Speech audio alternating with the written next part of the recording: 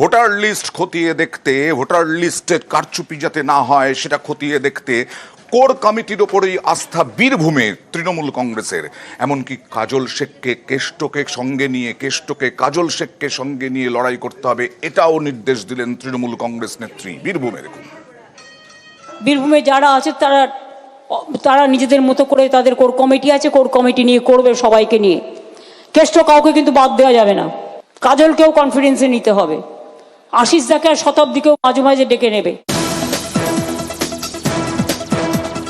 পাখির চোখ 26-এর বিধানসভা ভোট, তার আগে তৃণমূলের নজর ভোটার লিস্টে বিজেপি যাতে কোনো কারচুপি করতে না পারে তা নিশ্চিত করতে জেলায় জেলায় কমিটি তৈরি করে দিয়েছেন মমতা বন্দ্যোপাধ্যায়। কিন্তু বীরভূমে আস্থা রাখা হয়েছে সেই জেলা কোর কমিটির ওপর। বীরভূমে যারা আছে তারা নিজেদের মতো করে তাদের কোর কমিটি আছে, কোর কমিটি নিয়ে করবে সবাইকে নিয়ে। কেষ্ট কাউকে কিন্তু বাদ দেওয়া যাবে না। কাজলকেও কনফিডেন্সে নিতে হবে, আশিস দাকে আর শতাব্দীকেও মাঝে মাঝে ডেকে নেবে। তৃণমূলের অন্দরে কান পাতলে শোনা যায় বীরভূমের কোর কমিটিতে একাধিকবার মতানৈক্যের ছবি দেখা গিয়েছে। গত 2.5 মাসে এই কোর কমিটির বৈঠকও হয়নি।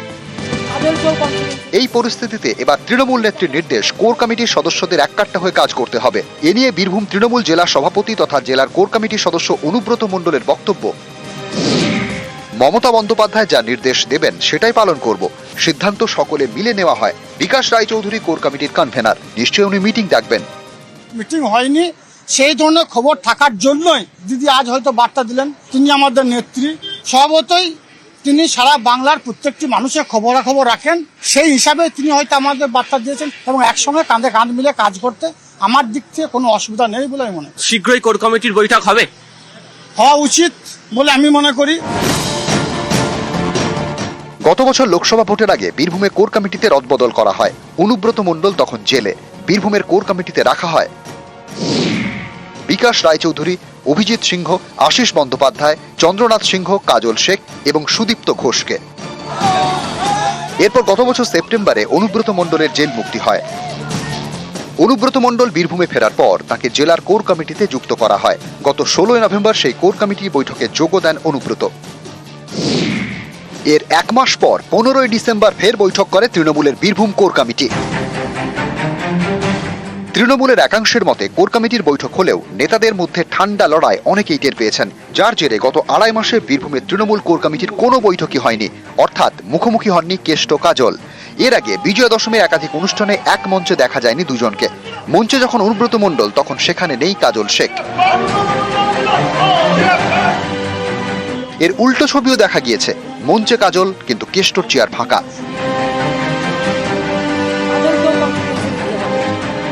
এই প্রেক্ষাপটে বৃহস্পতিবার তৃণমূলের বিশেষ অধিবেশনে মমতা বুঝিয়ে দিলেন সামনে 26-এর ভোট। এই সময় বীরভূমে তিনি কোনো দ্বন্দ্ব চান না, তাই সবাইকে একজোট হয়ে কাজের নির্দেশ। বীরভূমে যারা আছে তারা নিজেদের মতো করে তাদের কোর কমিটি আছে, কোর কমিটি নিয়ে করবে সবাইকে নিয়ে। কেষ্ট কাউকে কিন্তু বাদ দেওয়া যাবে না। কাজলকেও কনফিডেন্সে নিতে হবে, আশিস দাকে আর শতাব্দীকেও মাঝে মাঝে ডেকে নেবে।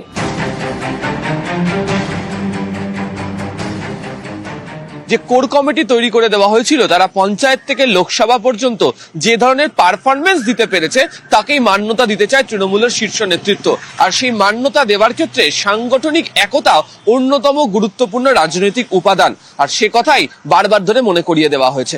ক্যামেরা কুণাল চৌধুরীর সাথে আবির ঘোষাল, নিউজ 18 বাংলা, কলকাতা। বাংলার বাড়ি প্রকল্পে টাকা দিচ্ছে রাজ্য, আর সেই টাকায় মালদায় এক পঞ্চায়েত কর্মী কাটমানি চাইছেন। 60,000 টাকা দিচ্ছে রাজ্য, তার থেকে 20,000 টাকা চাইছেন। অডিও ভাইরাল, কথোপকথন তিনি অস্বীকার করছেন। কিন্তু অস্বীকার করলে কি হবে, পঞ্চায়েতের সচিব এবং ওই পঞ্চায়েত কর্মীকে বদলি করে দিয়েছে প্রশাসন। তো কত টাকা লিব বলবা তো, এবার বলে দাও। 15 বললাম, কত 15 দিবা, কত 15,000। তো আমরা তো কত গরিব মানুষ, তো কত দিবা বলো তো, কত দিবা বাবা? 100-200 টাকা লিব না, 2000 কি 3000 লিব। সরকারি প্রকল্পে বাড়ির টাকা পাইয়ে দিতে কাটমানি চাওয়ার অভিযোগ। টাকা না দিলে নাকি আটকে যাবে বাংলার বাড়ির দ্বিতীয় কিস্তির টাকা, এই মর্মে হুমকিও দেওয়া হয়েছে বলে অভিযোগ। মালদার মানিকচকে চাঞ্চল্যকর অভিযোগ পঞ্চায়েত কর্মী ও পঞ্চায়েত সেক্রেটারির বিরুদ্ধে। কত 15,000। তো আমরা তো কত গরিব মানুষ, তো কত দিবা বলো তো, কত দিবা বাবা? 100-200 টাকা নিব। না 2000 কি 4000 দিব। আমি তো লোকের কাছে ধার করতে গেলাম তো কেউ দিল না, কাল থেকে খুঁজছি না। আছে খুঁজে দেখো, না হলে কালকে ভিতরে দেখে দিব, টাকা পুরো হবে, পুরো তখন 6 মাস হোক, 9 মাস হোক, 1 বছর পরে হোক। মালদার মানিকচকের মথুরাপুর গ্রাম পঞ্চায়েত, এখানেই খোসালদিয়া গ্রামের বাসিন্দা সোনিয়া মণ্ডল।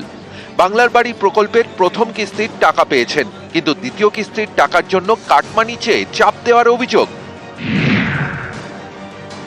সোনিয়ার দাবি, প্রথমে 20,000 টাকা কাটমানি চাওয়া হয়, পরে বলা হয় অন্ততপক্ষে 15,000 টাকা দিতেই হবে, না দিলে ঢুকবে না বাংলার বাড়ির দ্বিতীয় কিস্তির টাকা।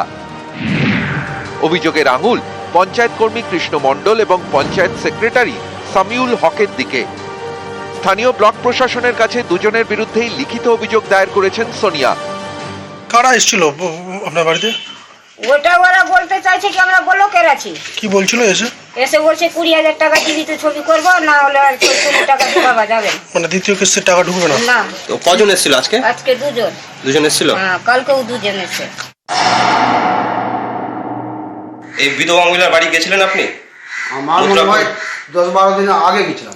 20,000 টাকা দাবি করেছেন? না, টাকা কথা বলি। কি কারণে গেছিলেন একটু বলেন ওটা।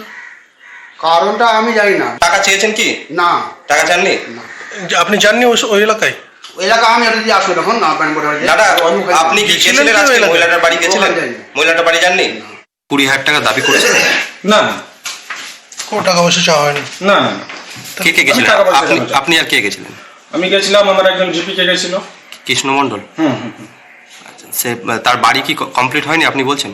অবশ্যই কমপ্লিট হয়নি, ওই স্টাডি করেনি বাড়ি। কৃষ্ণবাবু তো বলছে ও নাকি যায়নি আপনার সঙ্গে, শুধু সেক্রেটারি সাহেব গেছে, ওই বলতে পারবে কি করেছে না করেছে। না গেছিল ও, আর আমি তো গেছিলাম।